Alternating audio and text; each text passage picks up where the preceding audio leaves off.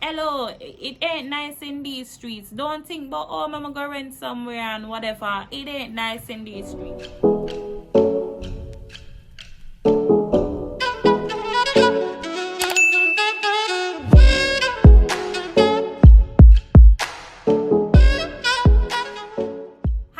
Welcome back to my channel. This is Krysten-Paige. Y'all know this already. For my new subscribers, I'm calling it. You guys go and subscribe. I hypnotizing you guys still.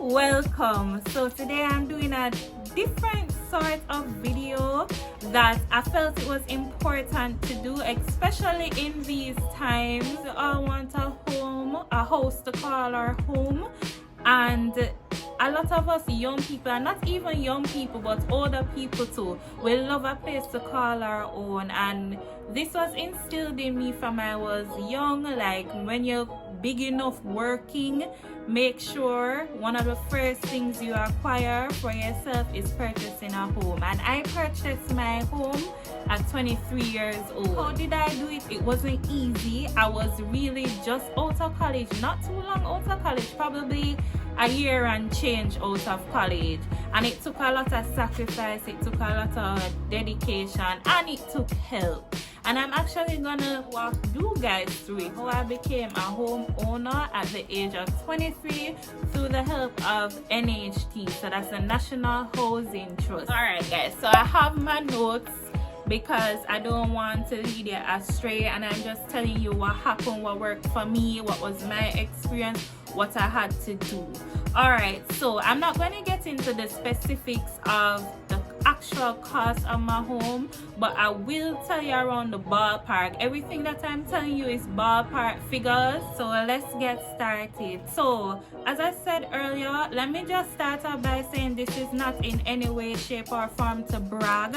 I just wanted to share my experience for persons, young persons, older persons who may want to purchase a home. If you see me looking down, it's because I have my notepad and I want to make sure I give you as much accurate information. So what is a National Housing Trust? According to the Jamaica Information Service, the National Housing Trust is an organization set up by the government of Jamaica to lend money at low interest rates to contributors who wish to build, buy or repair or improve their houses, or who wish to buy or build on lots. So how do you qualify for a loan to purchase a home at the National Housing Trust? First of all, you have to be employed. I was employed for a year plus, so you have to be employed, and I think you have to be contributing to the NHT for a year before you're eligible to can go to them for a loan to apply for a house. So I was in my job for a year plus. When I went to them, they told me that okay, I had to provide work slips, like that, how much I earn, my income, and you have to go through a process of them clearing you to say that you qualify. So they have to check that you've been contributing for over a year, which I was. Alright, my age played a huge factor into the loan that I would get and the property I was seeking. So I was seeking just me, so a small home, and I had to look at properties and go through the newspapers and stuff. So I saw where a house was on the market for a little under $6 million. Great, so I called the person, told them I was interested, wanted to come by and see the house, etc, etc. Alright, so for me to go through qualify, go to NHT now, went back to them, told them they had to get the lady's information who I was interested in purchasing the house.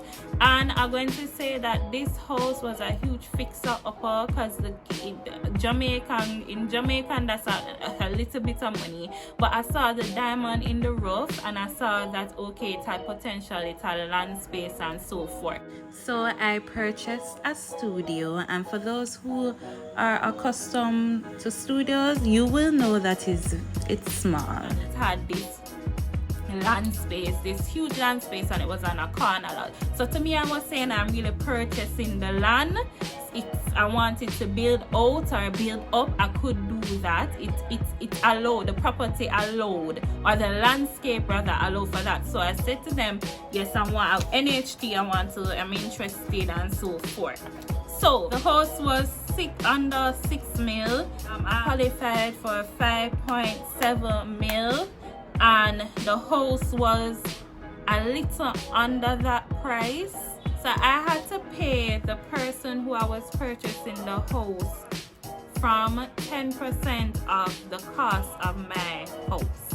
So I had to pay that to show them that I paid the 10% of the owner of the house. And then I had to, so that's 10%. And then I had to pay 3% in legal fees, and I had to pay 2.25% in stamp duty and registration.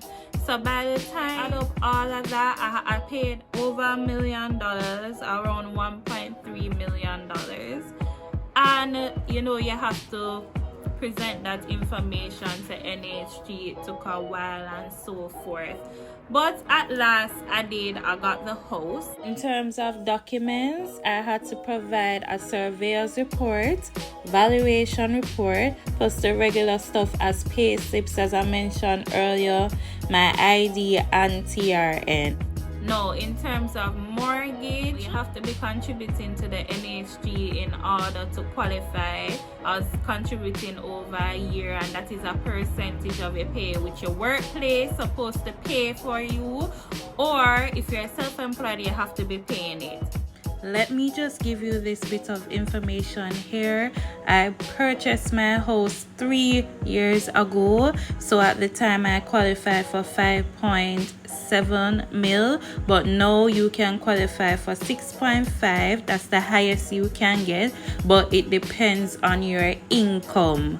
It depends on how much you earn. Because I'm so young, I got 40 years to pay off the house, so I am paying under $20,000 monthly for my mortgage. And usually when you're a young person, you get that length of time, because you know they're saying the risk of you living longer is way higher than the risk of somebody twice my age. That risk of them living longer is way lower.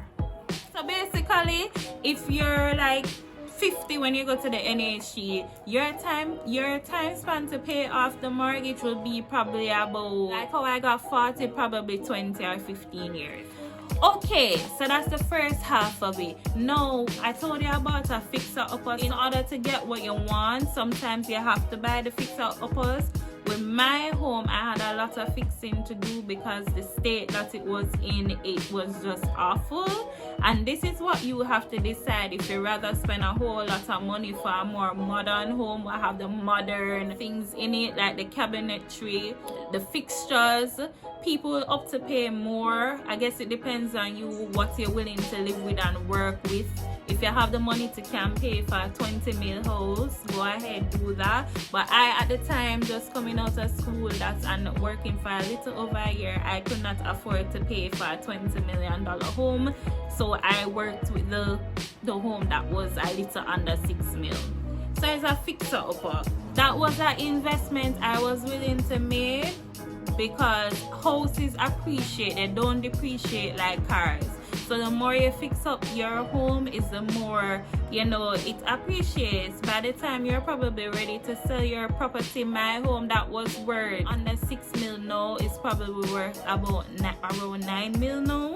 So houses appreciate, and that's the good thing about purchasing your home.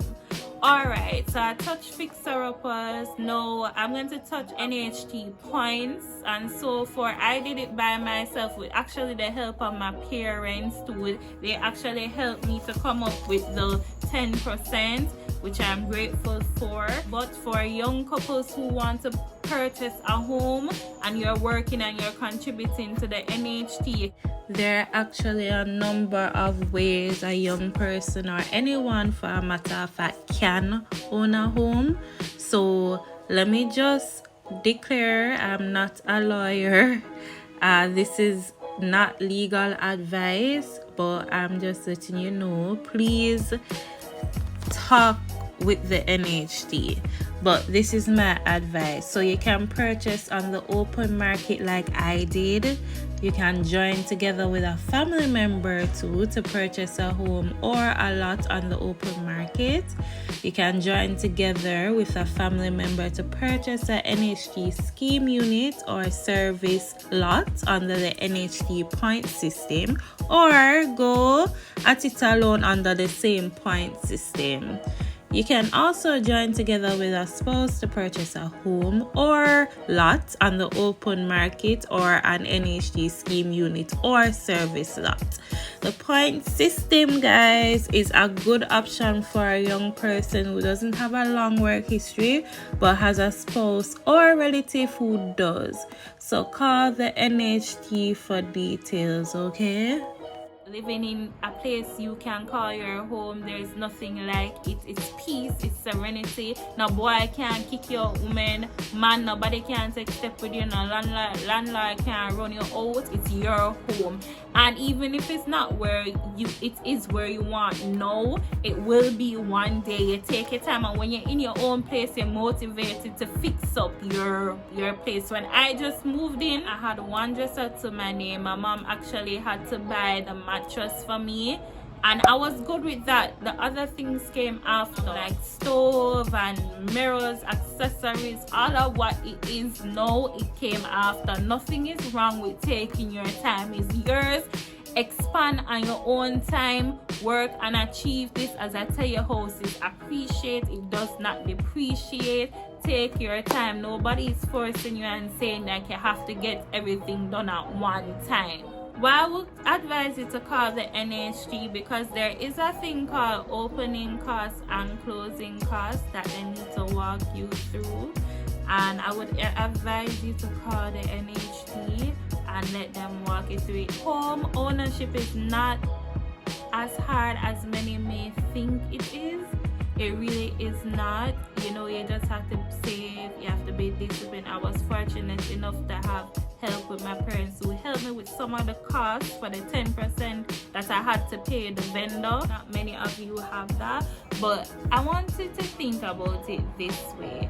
I know a lot of young people, when you come out of school or college, you want to buy a car, and nothing is wrong with that. If you want to buy a car, go ahead, nothing is wrong with that. You need to move around. But as I said, like home ownership, wouldn't you rather have somewhere to call your own?